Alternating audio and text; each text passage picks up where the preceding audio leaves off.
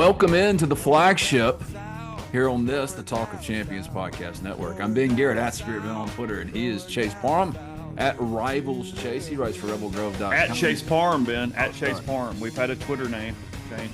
It's all good. Congratulations. When did that happen?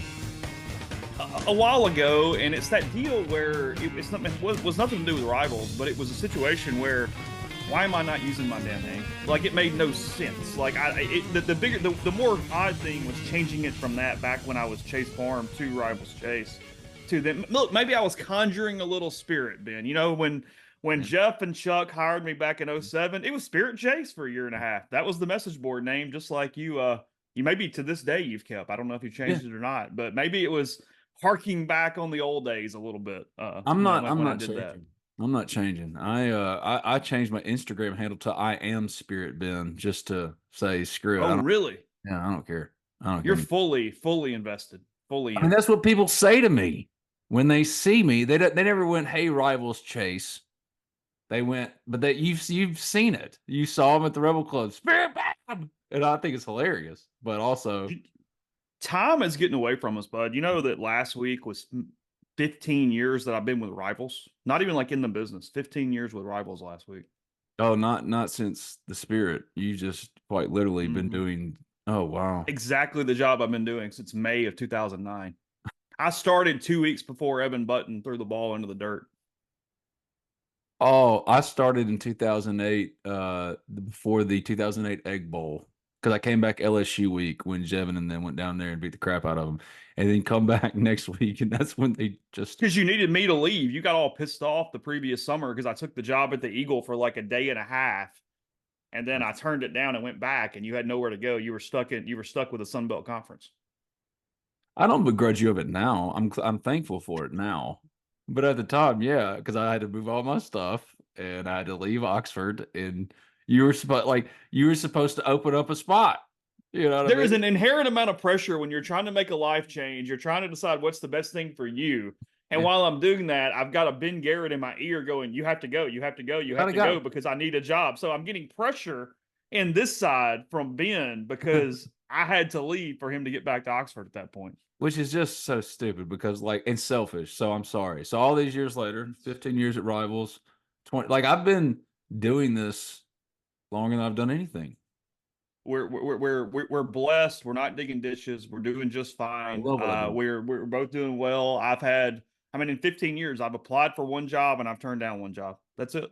So, it's all good. I haven't applied for a single other job. And that was in 2011. So that was still. But yeah, I didn't mean that like I'm a better company man than Chase. That's not. Yeah. I could see how that could come across though. That wasn't the intent. But he's trying to get his ass out, and I'm just hanging out, and I'm good. Yeah. I was just showing y'all if you'd just given me the Eagle job first, Eagle. You would have taken that job too. Yeah, I would. It was between me and our boy Patrick Oakes. Was it really? I remember that. Okay. John Davis, my buddy, our old buddy John Davis. And I'll never forget, I didn't even get mad. He's like, "Ben, John Davis, the sweetheart that he is. Ben, he's got layout experience. He was the sports editor of the..." I love you. JD hired the right guy, because you would not have wanted to come in the morning and lay that bad boy out and go cover Water Valley School Board meetings and the whole like. It was absolutely the right call. Absolutely the right call. But at the time, you unfortunately were on the receiving end of, "I don't want to go to New Orleans." Chase. All right.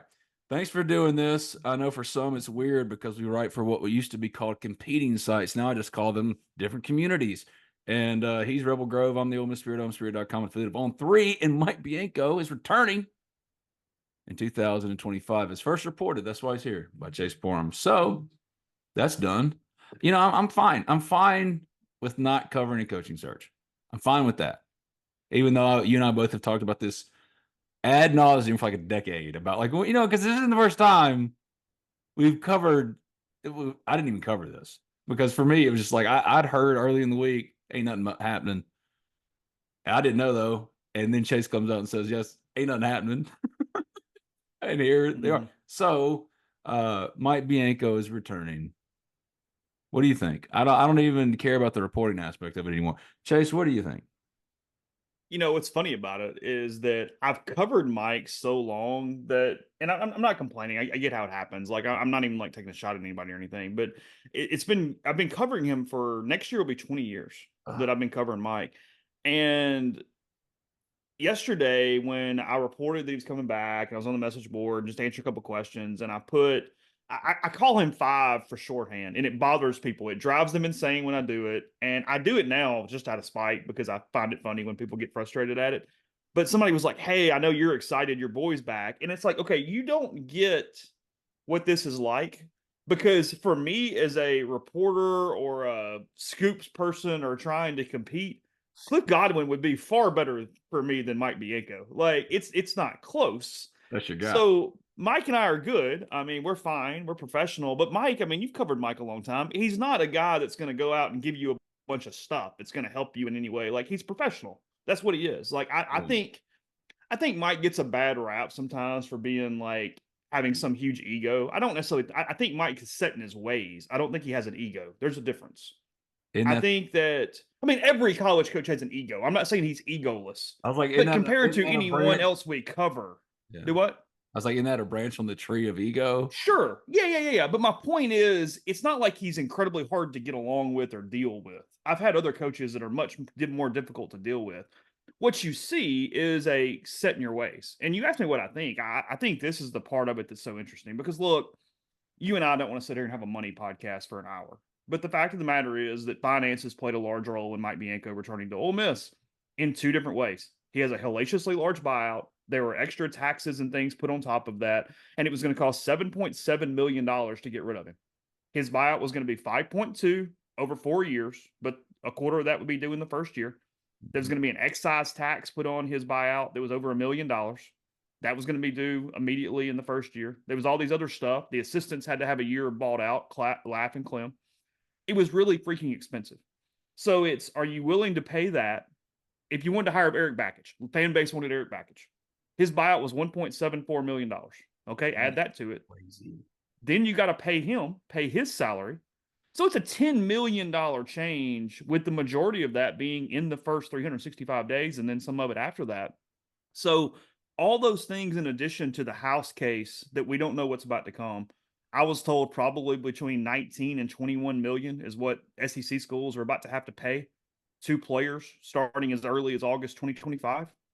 That's a huge line item budget that simply makes it untenable to make a change right now, regardless of what you think is going on the field or not on the field. So all that being the case, I keep using the term all week. It's one checkbook. You're not giving up on baseball because you decide that $7.7 million is too much to spend to make a baseball coach not coach. You don't want to harm the basketball program, the football program, all the other stuff too. It's not like each sport has a different budget with a different checkbook. Mm-hmm. It's one checkbook. Right. And I think that's relevant to this. But Mike Bianco is potentially doing the one thing that has me somewhat interested. And I don't even mean in wins and losses. I mean in management and old dogs and new tricks. And if this is possible, because the other item that didn't get lost, but because we don't know all the details for multiple reasons, it wasn't necessarily the lead, is that there's going to be a staff reorganization with this moving forward for 2025. And again, I do not know exactly what's going to happen, but it doesn't take a large brain to realize the one thing that makes sense in this instance. So I'm going to speak hypothetically, but we're just going to talk about what I expect to happen. Does that make sense? Yeah. And that is that Mike Bianco is almost certainly going to hire a pitching coach. That is where this thing is going. The way to do that administratively, I assume, I do not know, is kind of know. Chris Cleary moved to an off-field role or something along those lines and have to fill that in, because Clem's not leaving. At least he's not getting fired. If he chooses to go somewhere else, he's more your guy than mine. But I don't think that. I mean, he would be choosing to go. He's not getting run out, and they're not getting rid of Lafferty. So that is where that would situate. At that point, you have an opening for an on-field assistant. Pitching coach is what makes sense. And from what I was told yesterday, if that's the route this thing goes, Mike's willing to essentially turn over the entire operation from pitching coach standpoint, calling pitches, the whole deal, everything. Now, Jimbo Fisher said that at 1.2, and that didn't come to fruition. I'm just telling you what has been said. But if that is the case. And I get why I said it, because like immediately I'm like, Sure. oh, that could work in the non-revenue generating sport that's costing almost an arm and a leg. Huh. Point being, I don't even know if it's going to work. Because look, fixing this roster is a nightmare and an entire different conversation. Get into that, not get into that, whatever you want to talk about in a minute. But from this standpoint, it would be the most interesting thing that for me to cover going into next season is a guy who has been doing something not just 24 years, 27 years. He had 3 years at McNeese State. Right. For 27 years, he's been, look, the pitching coach. Okay, I know Carl has the title, but Mike's the pitching coach. Mike is the pitching guru. He handles pitching for the Ole Miss baseball program. Handing that over would be a sea change and a personality change and an old dog new tricks in a way that if I'm just being frank, I didn't think he was capable of. So if that is an accurate move, I'm at least stepping back and going, okay, let's see what this looks like for a little while. Let's see how things are different. And I will put a caveat here. I know a lot of names are being thrown out there, and this is just my personal opinion. I do not know who they're considering. You can't hire a pitching coach with any connection to your regime at all. It has to be somebody outside, because you're going to pick up some points by simply handing that level of control over. Some of the people that want to be for you but are kind of on the fence, you're going to get them over on your side. I get that Austin Knight's been a really successful pitching coach at East Carolina so far. You can't do that. You're going to lose that goodwill. It has to be somebody outside of the purview of the program to this point. That was my next question. That's all, folks. It's been a fun podcast. Because the pitching coach part of that piece is fascinating. Chase, I'm trying to be professional, but like, and Chase is professional. He's much more professional than me. Look how he's dressed. When you say Mike not stuck in his ways, but not stubborn. I'm like, those are who he is. He's stubborn as all get out. Like, he just moved off of lineup and pitching rotation and bullpen stuff, and how he always like lefty righty matchups. That was the long running joke for a decade that you and I made together. I mean, like, there's so much. He came up on Skip Bertman's system, and I'm not even making fun of it. Literally, the book, the system. It was a different time, a different way to evaluate and scout baseball, and he has tried to adapt. But this is the biggest, most seismic move he could make, because it's the thing that even the most casual of Ole Miss fan that was just watching the games and was frustrated by, why not a pitching coach? He's doing the thing. So, like, to get to this point, for me, it's a little bit different. I am intrigued just because, like, it is the one thing that everybody's wanted, but also, like, this is the last possible. Well, what was the Who Wants to Be a Millionaire? You got to throw out the lifeline. If he's hired a pitching coach, that's it. Like, this, the reason they didn't, that he's still the head coach at Ole Miss is because of the money. Now, we knew that. But like, him hiring a pitching coach, to me, I was like, oh, he understands the urgency here. He understands that, oh, he's at a place now where it's got to be a true show to not just Keith and his boss, like he said to y'all in Hoover, like, you got to ask my boss. No. He's showing the fans. He's like, hey, no, I'm trying. And you can say he doesn't have some consideration for it, but come on, man, pitching coach.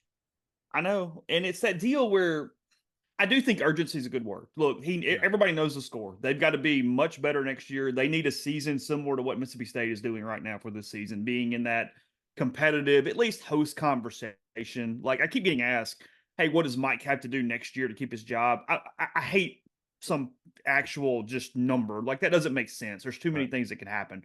But you need to be much more competitive in a lot of ways. And a pitching coach does give you that leash, as you're talking about, for a year. But, it even though it's Mike's problem. I know I'm rambling, but it's Mike's problem of it takes that second longer to get there, because look, they approved the third assistant thing last year and a half ago, whenever that was. Should have done it then. It's nothing against Chris Cleary. Chris Cleary is a super dude. It has zero to do with Chris Cleary. Yeah. But when you're given money to go out and get a third assistant to better your program, it's probably going to be a different role or a more experienced person than the person that you had on your staff as a volunteer coach. That was an opportunity, whether it be pitching coach or do something else, to elevate your staff. And now look, Mike is an incredibly loyal human being. I mean, beyond words. I mean, he worries about personality types and loyalty. Frankly, even with his own team, to the detriment. There've been a lot of years where he's not as cutthroat with bringing a lot of players in the fall, knowing he has to cut that many before opening day, like some other programs do. And sometimes Ole Miss has been below 35 men healthy on a roster because of that. That he hasn't had enough dudes in the program because he doesn't want to put a kid in a bad spot in December or early January when that time comes. So, it's funny. He's correcting a mistake while also elevating that the mistake happened 18 months ago at the same time. Like that's Mike's tenure in a nutshell. Like every time we get through something, he gives you all the ammunition in whatever side you want to give him. For 20 years, okay, consistent guy, wins all the time, always wins 13 games, always wins 14 games in the SEC. So can't win in the postseason. Can't win in the postseason. You got to fire him because he doesn't win in the postseason. Then he wins in the postseason, and you look and go, well, they just got hot. That 22 team sucked anyway. You know what I mean? Like, no matter what, you got both sides. You got it railing, and then you got these last 2 years that have been atrocious. The worst team in the SEC. I mean, I don't know if you've seen this, Ben. I had somebody look it up for me. The Pythagorean that estimates wins, losses. Ole Miss overachieved based off its stats this season. Their Pythagorean SEC win number was 8. They won 3 more. They were 3 games in a 30-game schedule lucky this season. We wrote stories all off season because, I mean, the roster was so bad that when Jackson Ross committed, I mean, this was impact, and you saw the impact. But as far as where they were to what they are, 2 wins better in the aggregate. 2. Think about it. They went. I mean, what was it? It was 6 the year before the SEC. Well, they actually underachieved the year before. They should have won 8 the year before, I think. so they're essentially the same. Yeah, it's drawing circles, like Mac Miller says. It's drawing circles, man. Well, I did a story a couple days ago, and I was looking at, because you bring up the portal, and I'm going wherever, so lead me wherever you want to go. But I wrote a story about the portal and how Ole Miss.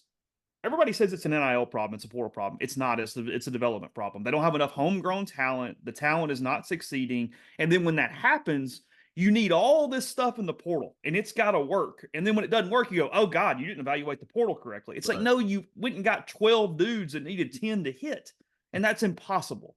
Mm-hmm. Because you look at this, in 2022, on that title team, Ole Miss's top 10 guys in plate appearances were high school signees. 10. That was it. I mean, it was all high school dudes. Think about it. Gonzalez, Chanier, McCants. By this guy. He just knows exactly where I'm going. And you always Elko, the whole dudes. Bro. This past year, 60% of the plate appearances were by first-year guys. 60%. 52% were by portal guys, with only Ethan Groff being not a first-year portal guy on that point. So you have my whole basis of my story was, frankly, we've all been unfair to Reagan Burford.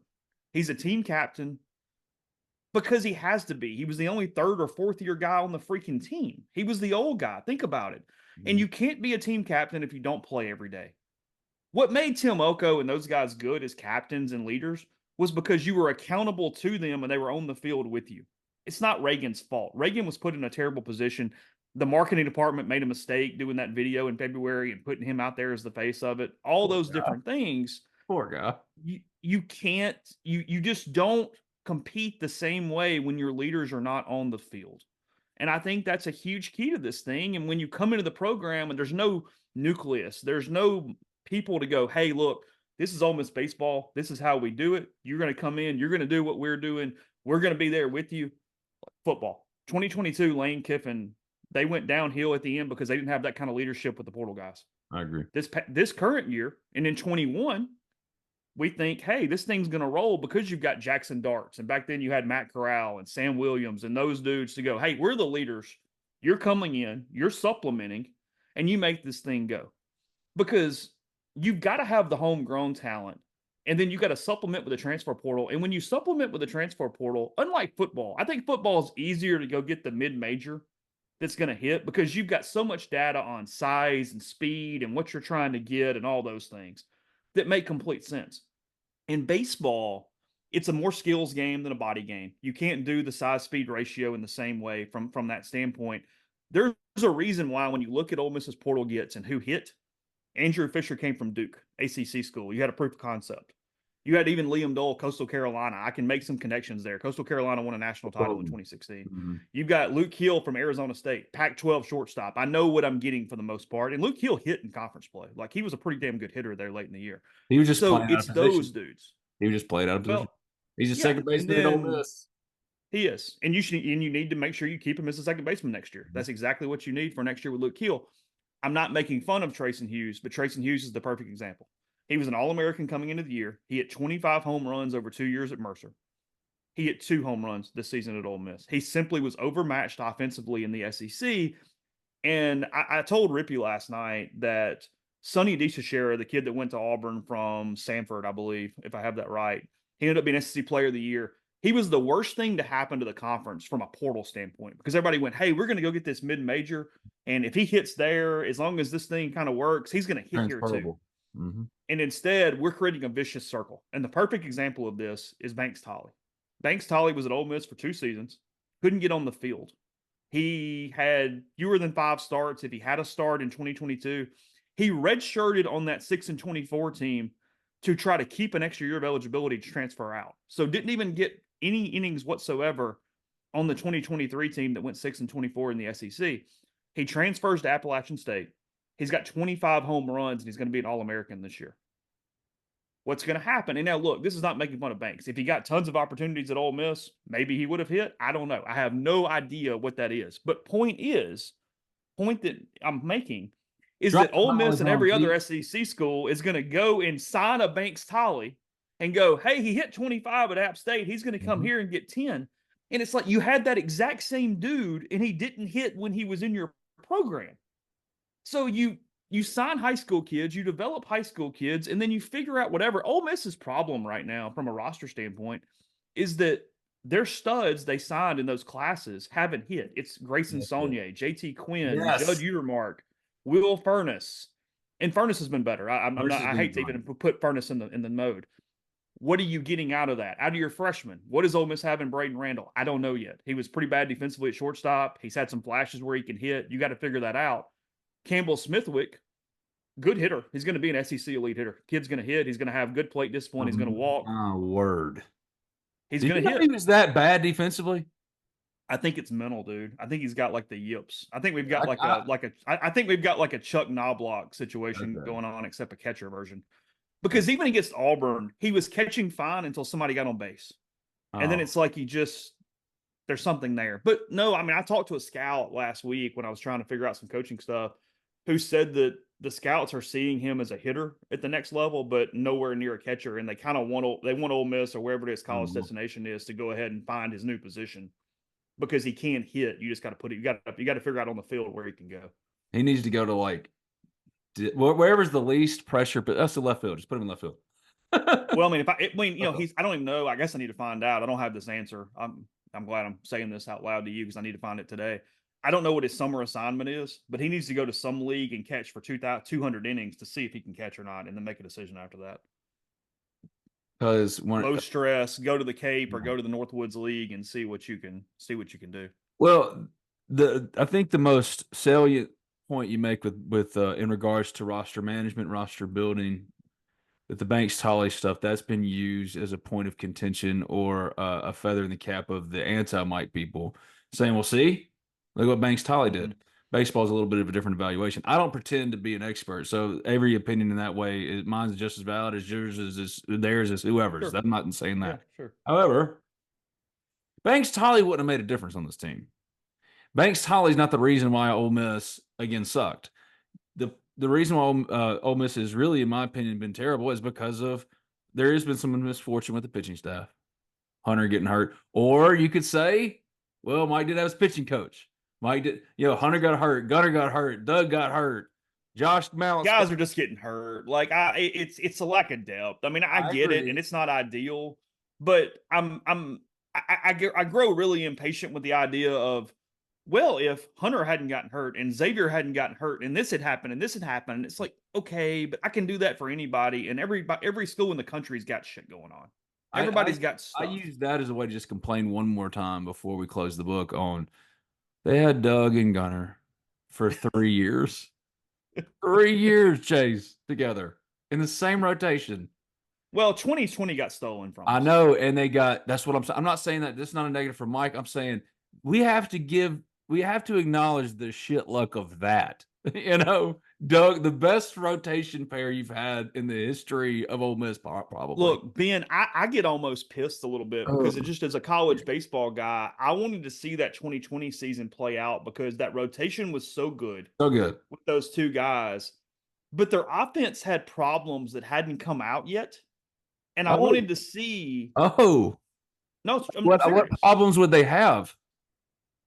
I want to know, like, it's over now. Statute of limitations. Like, what were the problems? Look, Ben, I love you to. No, I'm not talking to you. The Ben I'm about to mention. I love you to death. Let's go get lunch. Yeah. They had Kel Baker and Ben Van Cleve starting in that lineup. Yeah. It wasn't going to work full time for 56 games. Yeah. Like, that just isn't where they were for that deal. And Hayden was a freshman. He wasn't going to hit yet. Like, there were holes in that. He's out of minor league baseball now. Is he really? I didn't know I think he's like at some independent league, which is crazy because I remember when I was covering baseball on a day-to-day basis when he came in, what he came in as, like the rankings. He's just like Campbell Smithwick, you know what I mean? But far better. Defensively was not his issue. I mean, Hayden caught the ball. It's the flip. Hayden's comp would be Cooper Johnson. Both didn't stick the way you thought they would stick. But I use that not to knock Hayden, but to say, that actually makes a lot of sense. And that is a fair assessment of where things are with Mike. Do you think, I'm going to post one at you because I don't have an answer here. I really don't know. So we'll see if you know. So he's going to throw it to his idiot friend over here. I am. Go for it. Again, this is not an excuse because everybody else made it work. I want to know if Ole Miss did something different. Do you think it's any strictly coincidence or there's any causation to the fact that Ole Miss's 2 high school classes that haven't panned out were during the COVID evaluation periods? They were the 2 years that COVID was going on. I never want to hear one single coach ever again say that recruiting sites don't have some value to them.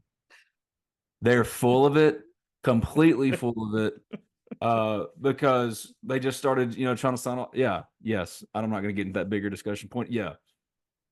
I mean, like, we don't even know who the good players are or were, like the evaluations of rosters. Look, everyone wanted JT Quinn, Grayson Saunier, and those guys. Literally everyone didn't miss.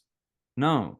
Or like a Peyton Chatagnier, maybe he was under-evaluated because when you're just going by strictly raw physical tools, JT Quinn and Grayson Saunier look like they've been built in a lab for pitchers. Yeah.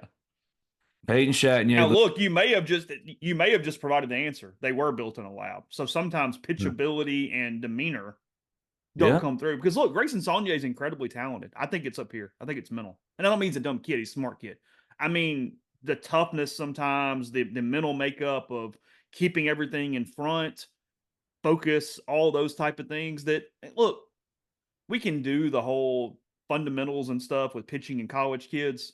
They know how to hit for the most part. My point is, you're there to recruit, evaluate, and be a psychologist. Those are the top 3 things. Now, we can get down in the weeds with fixing some stuff, but for the most part, the mental psychology is more important than whatever you're trying to teach him mechanically. This is Cali.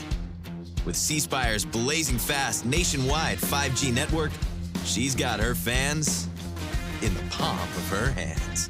Live streaming her Mississippi Blues from her phone wherever she is. To out there wherever they are. Right now, get the latest 5G phone on us. Only at C-Spire. Customer inspired. Hi, this is Kevin Kessinger, former Ole Miss baseball player, son of Ole Miss Hall of Famer Don Kessinger, and dad to Ole Miss All-American shortstop Gray Kessinger, and your local community banker with B&A Bank. B&A Bank has invested 125 years in our communities, and we know the needs of North Mississippi businesses better than anyone. As a commercial lender with B&A Bank, my priority is Oxford, and I'd love to help you and your business with any lending needs. Visit www.bnabank.com to learn more. B&A Bank, local, invested, modern banking. Member FDIC, Equal Housing Lender. The car buying process can be a lot. I know, I've been there. You just want to get in and out with a new car and the best deal. Simple. Allen Samuels Chrysler Dodge Jeep Ram of Oxford keeps it simple. They're going to take care of you, get you in and out with your new vehicle with a great deal. Their inventory right now is priced to sell, and what separates Allen Samuels Chrysler Dodge Jeep Ram of Oxford from any and all competitors is they aim to address each of your needs with the utmost respect, care, and attention to detail. Contact them today at 662-234-8000. That's 662-234-8000. Stop by and see them in person at 2201 East University Avenue in Oxford. That's Allen Samuels Chrysler Dodge Jeep Ram of Oxford to find your next perfect car, truck, or Jeep. Allen Samuels, let's be friends.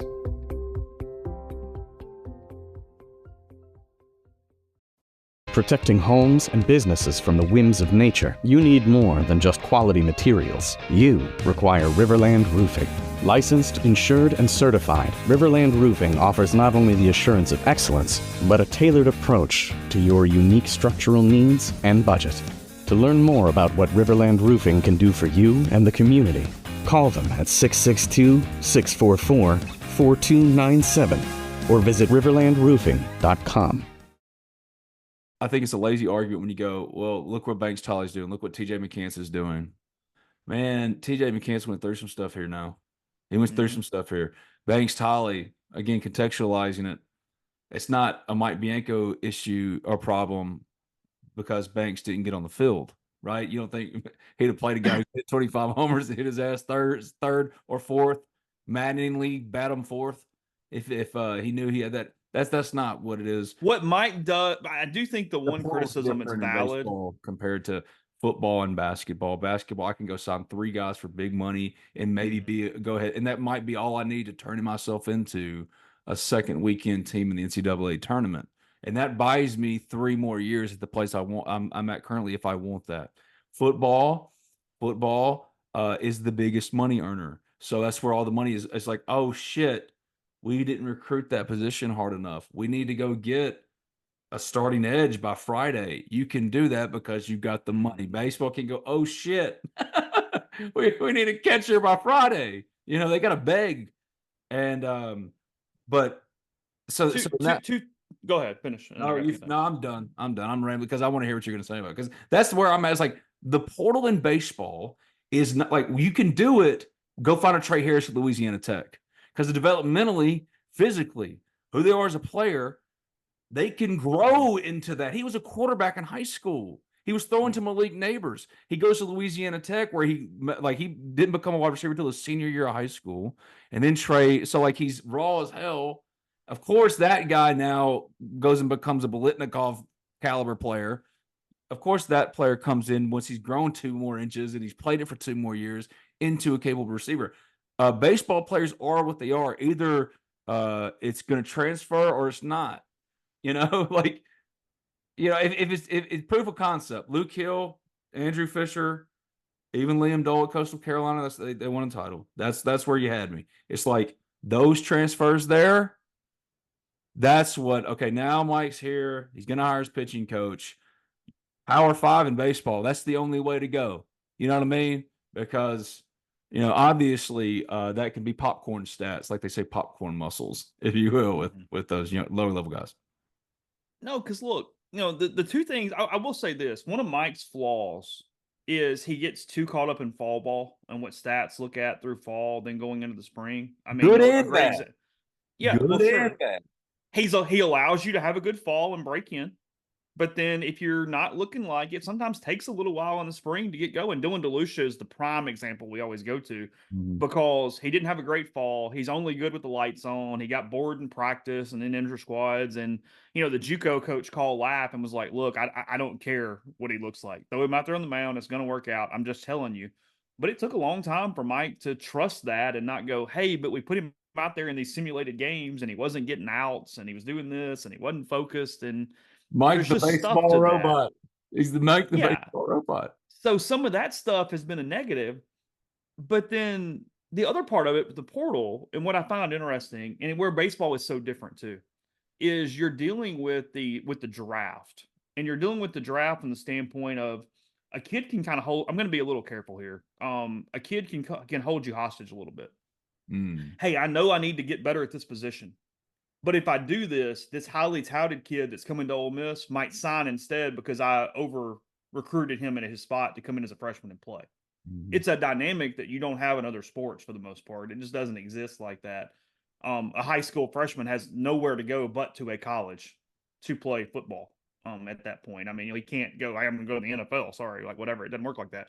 So you've also got to manage things in those ways because, look, I'm not saying Campbell did that. I'm not saying Trenton Lyons did that. I'm not saying Ole Miss had that problem at catcher. But Ole Miss's biggest issue this year was catching the baseball behind the plate from a defense and receiving standpoint. And of all the portal stuff they didn't go get a defense first older catcher.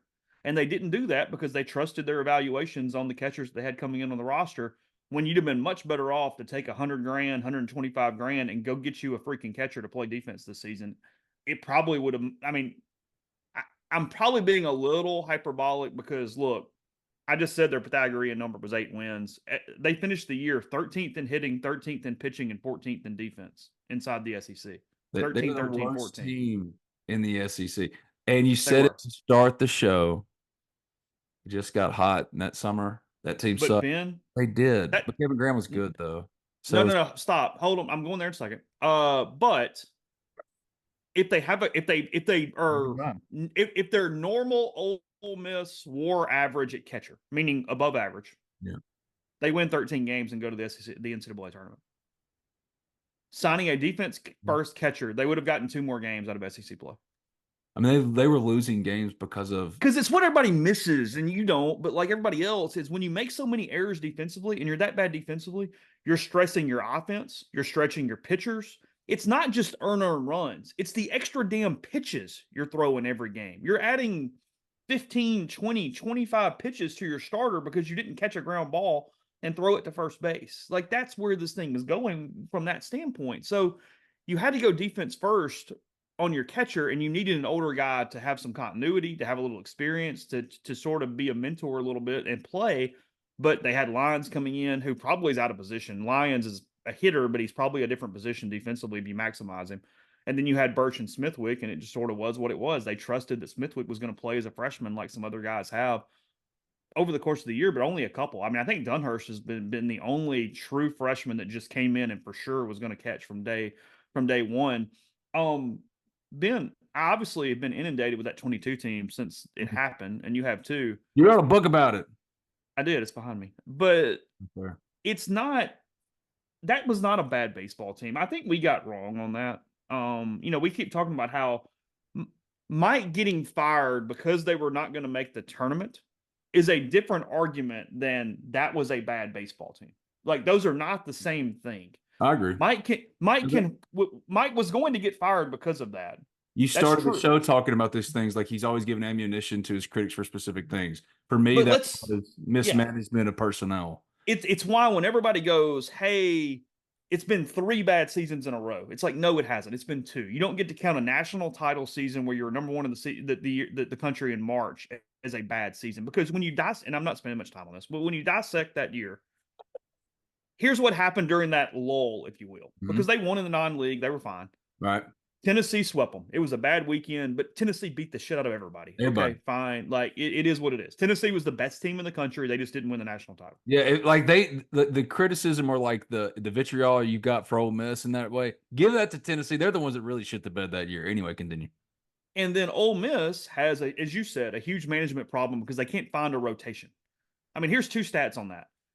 Dylan DeLucia, they didn't even use starters against Alabama. Mike literally went to openers all 3 games. That is scrambling beyond scrambling at that point.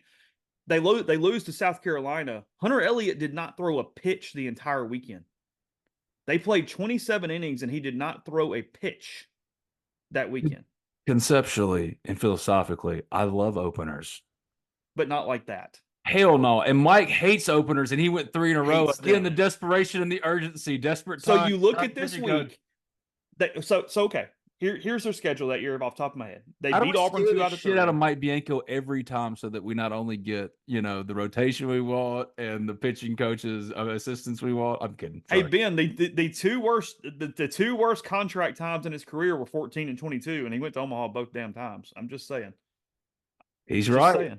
Is a contract is next year's the contract year, Mike year. I'm just saying. So point being, that 22 team, they beat Auburn 2 out of 3 to start league play. That was a team that was in Omaha. They finished like 5th in the country.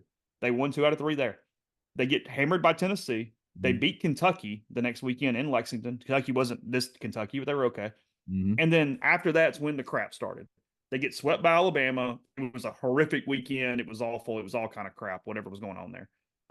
They lose to Mississippi State. They played like crap that weekend, lost 2 out of 3. DeLucius saved them during this stretch. And then the South Carolina weekend was really, really, really bad. They had 3 horribly managed, really bad weekends. And then Arkansas beat them 2 out of 3, but Ole Miss played well. Ole Miss just lost 2 out of 3 in Fayetteville. That shit happens. Like, everybody loses up there a good bit. Like, Arkansas is really good. That's what turned them around. And then after that, they swept Missouri, got a little lucky on Friday night, but swept Missouri, swept LSU, played okay, lost 2 out of 3 to A&M. Again, a team that finished 3rd in the country. A&M lost to Oklahoma in the national semifinal. And then they get hot, and we all know the story from there, and blah, blah, blah, blah, blah. But point is, they were resilient rebels. That was poor pitching management and a Kevin Graham injury. Kevin was out for a good bit of this stretch as well. That was poor pitching management and an injury for a 4-week period. Otherwise, that 22 team was good. Like, you look through that lineup. I mean, I'm not going to out him, but somebody inside the program. I always smile because I know some of the things you want to say that makes me laugh. And I'm it's why people think I'm nicer than I am, Ben, is that I don't out them publicly. Like, they tell me something and I might say it, but I'm never going to like say their name and say who they are. Because you can contend to that. I'm not as nice as my personal persona. Hey, don't you talk about, hey, bully, you don't talk about my friend Chase Parham that way. How do you? So somebody pointed out that on this team, and again, it's not rude. It's true. On the 22 team, how many players on this team would start in that lineup? Andrew Fisher. But where are you putting him, and who are you replacing? Left field. Because you can't play him at third base. You have to DH him instead of Calvin Harris or Alderman. That's your only answer, man. And Calvin was so good in the College World Series. That's all you got. That's what you have to do. I mean, hold on. Hold on. I got the lineup. I'm going through the lineup in my brain. Yeah, hold on. We got time. We're just hanging out. I got nothing but time. Hold on. I think I have the lineup in my book. So hold on. Yeah, I do. Okay. All right, here we go. Resilient Road. Right, official batting order for the championship game, because it's a copy of Mike's lineup from the championship game. Bench at third base, Gonzo at short, Elko at first, Graham in left, Alderman the DH, Harris in right, Chatnier at second, Dunhurst at catcher, McCants in center. Your only option is Fisher at DH or right field for Harris or Alderman, and you're not hitting Fisher. I mean, those are your 2 options. Yeah, Calvin Harris, get ready to learn some center field, buddy. Oh, you put him in center? Hell yeah, he played it in high school. They let him and TJ do a little tit for tat, you know? And technically, I could make the argument for Luke instead of Peyton at second, but not on that team with the chemistry the way it was. Well, I'm a big believer in playing matchups more than Mike. Mike likes playing his guys. Peyton didn't make an error at second base after February the 25th that season. Then he deserves to stay there at second base. Yeah, you can't put a potentially worse defensive person right there during that. I know it's kind of like hypocritical because I say the greatest abilities availability, like coaches say, like all those things, and all of that is true. It's just like I wish Mike would be a little bit more forthcoming with. I don't like the lefty righty matchup. That's not what I'm talking about. It's just like, hey, this guy's got reverse splits, and you need pop in the line. Let's bat him instead of I'll bat him 8 and started him against both. Bat him third against that particular matchup. You know what I mean? Like, I don't care about that's my 3-hole hitter. So why? I've never understood that. It's like, this is my guy for that. If you got tools that can help you. Okay, so last thing is next year, in your opinion, I mean, if he doesn't win, is he gone at the end of next year? If it's the same thing? Because if it's just about the money, if he was going to be gone, and it's the money, which is more than you know what, I think that's what needs to be understood here. But if Ole Miss is making a decision on a non-revenue generating sport. You as an Ole Miss emotional fan that has no stake in the game, no skin in the game in that way, other than the rooting interest. I get it. The guy who's balancing the budget going, you know what? This is what the hard decision. This is what you pay him the millions for. Yeah, a lot of people aren't happy about that potentially. I get it from a bottom line standpoint, and that is Keith's motivation. Now, Yeah, a couple things here. okay. One, you're not punting on baseball or not caring about baseball because you don't fire Mike Bianco this season. You're showing you care about baseball because you're paying the man $1.625 million with a $5 million buyout. That means you give a crap about that sport. Now, look, if it ever does come down, buddy, the guys that would want that money, the coaches that come on. my hot board wasn't going to be a bunch of children of the poor here, dude. So like, it was going to be some dudes. And now here's the thing connected to that, because you're probably gonna have this question.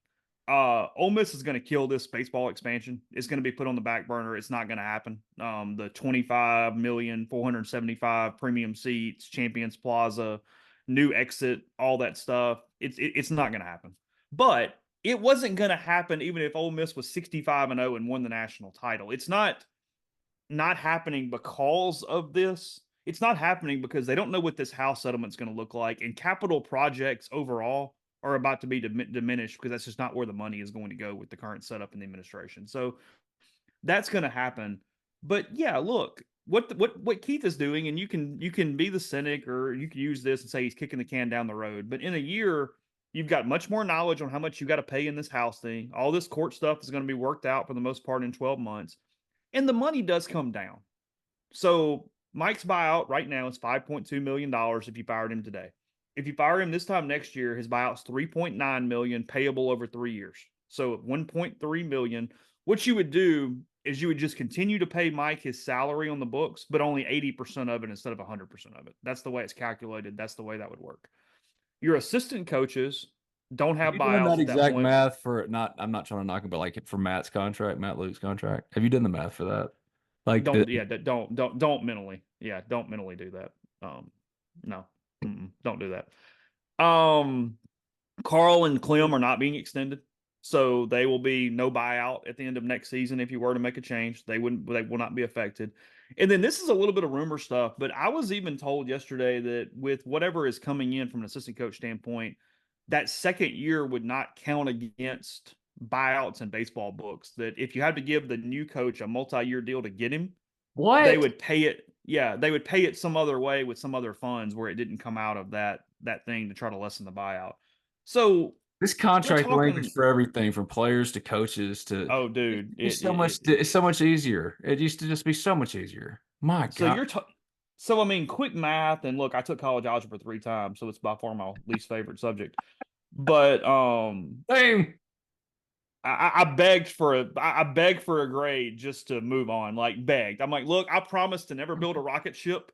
If you'll just let me get through here, I swear to God, I'll use a calculator. No one's gonna come lock you up just because you let Chase Parham move on. You know what I mean? Like, our whole public school system is built on just process them through, move them along. Yeah. That's all it is. So, like, what's the lowest grade you ever made in math in college? Because mine was low. So I'm just terribly curious. You tried, or maybe you didn't try. I don't care. Just what's the lowest grade? I ended up with a low C in college algebra. No. On a test. It doesn't matter. Oh, no. Okay. You want to know the truth? Yeah. Here's the story. So this is at ICC because, I went to ICC first, transferred to Ole Miss. And Linda Partlow, God rest her soul, she was the women's tennis coach, and she taught college algebra. And I was terrible in high school in algebra. I come in, she gives me the first test. I studied, Ben. I looked at it. I tried. Yeah. 0. No. 0. No, dude. No. The first 3 tests I took in college algebra at ICC, this is a true story, 0, 17, 49. 0, 17, 49. That, like, I've told this story about how I made a 19 in business calc. And it was like, that was when I went, I am not a math person. I'm not somebody that's going to balance books, check books, whatever the hell. I am not that. Chase, that's a different level. 0, 17, 49. I went and got tutoring every day. Busted my ass. Tutoring every day. I went to her and I'm like, look, I'm transferring to Ole Miss. I'm majoring in journalism. I swear to God, I will not use math ever. Help me. Poor little Chase. And I turned it around. I did like tutor. I was proud. Like this might be one of my best ever accomplishments. I made like an 89, a 94, and like an 88 on the next 3 tests. And I got out of there with like a 71 and a C. That's fire. What a great ending. Like that's a Disney ending. Like our cynical asses in 2024 would go, oh, that ended too nicely. You know? Ben, I'm 6 hours away from a political science degree, and I didn't finish it because I would have had to take a statistics class. And I went, never going to be I don't need it. Yeah, never going to be a political science graduate. I don't need it because I switched my major from journalism to political science for a little while. So I mean, I was in journalism mostly, and that's what I did. But yeah, I'm 2 classes away from a poli-sci degree, and I was like, no, I'm good. Are you bringing this up because we've been friends for longer than we've not been friends at this point? All right, and I have long said that Chase will make an amazing mayor of Oxford. Amazing. So you think like next time? Oh, did you decide to run? I was like, hold on. Whenever we've done a crossover podcast, it's always been Chase's idea. He's just like, hey, you want to do it? Because like I'm always, yeah, Chase, sure. I just said, hey, you want to pod? Sure. And he hops on very easy, very seamless. Is this because you came I even answered your text within like 30 minutes. Like nothing. I was like, what is going on? Are you soft launching your mayoral campaign? I am not soft launching, but hey, do you want involved? Like I decide, hey, I'm going to run for alderman next year. We're going to kind of get this started, start kind of moving up. Or do you think we have to go straight to mayor? Like, do we have to? You got to go mayor. Here, let me ask you this. I've thought about, I've been trying to draft my buddy Whit. You know Whit. I've been trying to get draft Whit to run for mayor of New Albany. And he's like, really? Yeah, he's like, I'm not doing it. No, dude, stop. He's like, you run then, you idiot. You know what? If I ran for mayor of New Albany and then somehow I had like the Pete Buttigieg track that got me into a cabinet, but I didn't have to settle for transportation secretary. No, I end up in what's the VP's house? What's the VP's house? I can't remember. Oh, yeah. I have, it was immediately my head of like, what was Rob Lowe and what's his face? Toby and chief of staff kind of stuff. Chase, am I pointing right? No, there he is. He's writing all the speeches. He's doing all the glad handing. He's going to talk to all the little ladies because when they see him, oh, Chase, I read your book. It was so good. Oh, shit. Sorry. Anyway, that's me. I'm done. So I did catch pure hell from you in Omaha as I walking down the sidewalks and like the 40s and 50s set, stopping by to hang out and talk and have the conversations. Great. Like when I say crazy, my man is a celebrity with that group. How shocked would you have been? We did that speaking of crossovers, we did the one on the way home from Omaha that night or that morning. How shocked would you have been if I said Ole Miss wins 17 of their next 60 SEC games? It'd have been like as shocked as you could be, right? Well, I'm trying to be like, no, I would have. Because we had no previous understanding that he wouldn't be at least moderately consistent. That was what I was wanting to talk about earlier. You brought that up. See, there's a reason why we're still dragging this on, and this is the reason why. Because you talked about that. For the longest, it was like, yeah, he hasn't won the title, but he always does this. They have not hosted a super regional since 2009. They haven't. And, look. And I'm not blaming Mike for that, but he is the coach. Now, is he singularly responsible for Ole Miss having not hosted a super regional since 2009? Absolutely not, of course. That's ludicrous. However, that goes on that goes on the resume, just like a 0 and a 17 and a 40 in college algebra goes on the resume. And our overall theme of this is you get whatever argument you want with Mike Bianco. Here's the example of that. Yes, Ole Miss has not hosted a super regional since Virginia 2009. 100% true. It's whatever. But in 24 years, Mike Bianco has only been a national seed twice. And one of those, they didn't even get to a super regional because it was Tennessee Tech in 2018. So, talent. Even when they have hosted a super regional, they've gotten help from somebody else. 2006, Miami came to Oxford only because Miami won the Nebraska regional in Lincoln. If Nebraska and Jabba Chamberlain win, Ole Miss goes to Nebraska in 2006 and plays Nebraska in the Super Regional. In 2009, Virginia was the 2 seed at UC Irvine and won the regional at UC Irvine, where Stephen Strasburg and San Diego State were the 3 seed. So if that doesn't happen, then Ole Miss is in Irvine in 2009. If it went completely scratch, Ole Miss would have hosted 1 super regional in Mike Bianco's entire career, and that'd have been 2005 against Texas. Because again, in 2018, Tennessee Tech happened. Ole Miss's unluckiness, if you will, in quotes, is that in 14, 19, 21, and 22, the number 1 seed just didn't lose their regional on the other side, so they went on the road. They went to Arkansas. They went to Louisiana Lafayette. They went to Southern Miss. They went to Arizona. That happened because the 1 seed simply won. Ole Miss was very lucky early in Mike's career when it came to some upsets in the bracket and getting those home venues. And they simply just haven't had that same luck during this run because, it's like the Keith thing in the contract. Did Keith make a mistake, not make a mistake? The argument why he did is that nobody was coming after Mike, so there was no reason to give him a 6-year deal instead of a 4-year deal. Pay him all you want to salary-wise, but a 6-year contract wasn't necessary.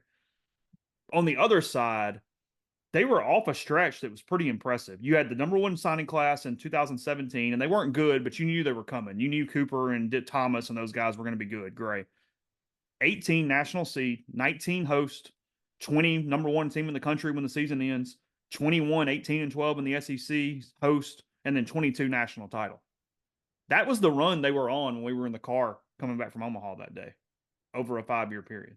See, we used to go to places together. We used to see things together, but like a lot of what this culture is has changed as well. And I think the reason why you're starting to see, I think Ole Miss fans have even less patience than they already did. They're already impatient about a lot of this in regards to Mike Bianco and Ole Miss baseball for a good reason, because it's quite literally one of the elite programs in the country. However, having said that, the culture in college athletics has completely changed.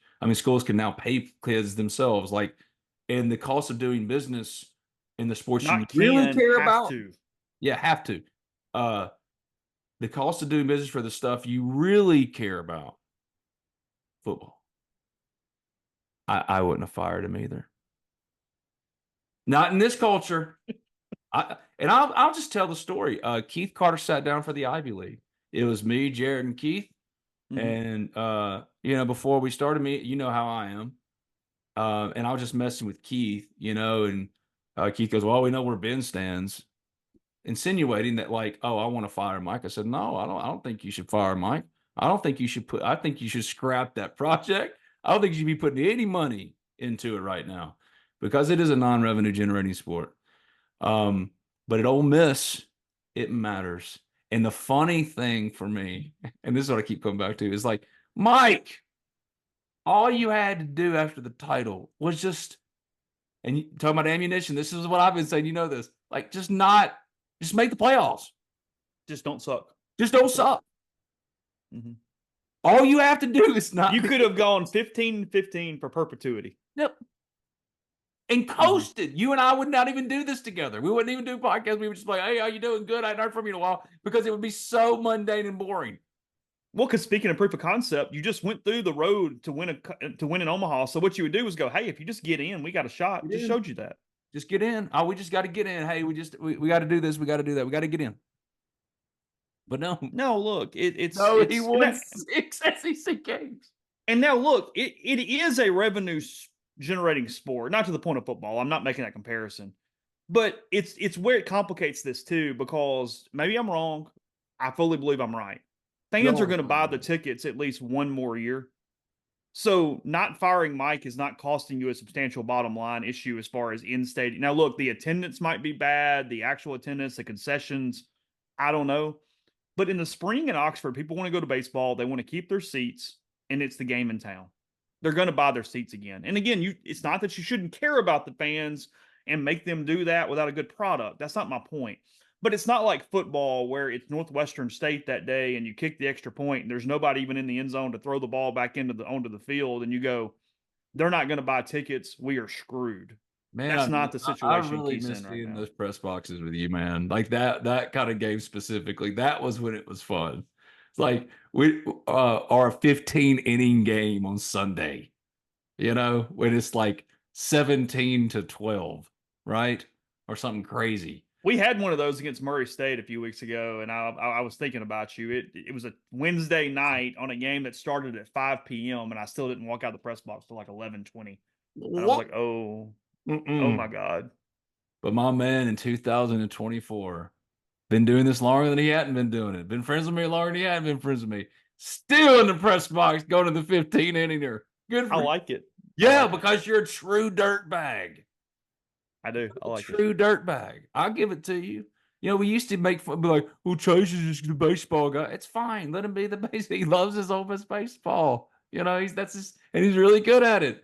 Me, I will, like, you put me in my place. Like, you really helped me contextualize one thing in particular. That 2022 team wasn't bad. They weren't bad. Especially when you go through the roster and you compare the roster. And they were built. They were built the right way. It was high school signees that you just supplemented a little bit. So there's the issue. We've identified. Well, Chase identified it. I just listened. Garrett Wood gave you some nice at-bats as a junior college player late in the year, but you weren't counting on him. And then he became one of your captains.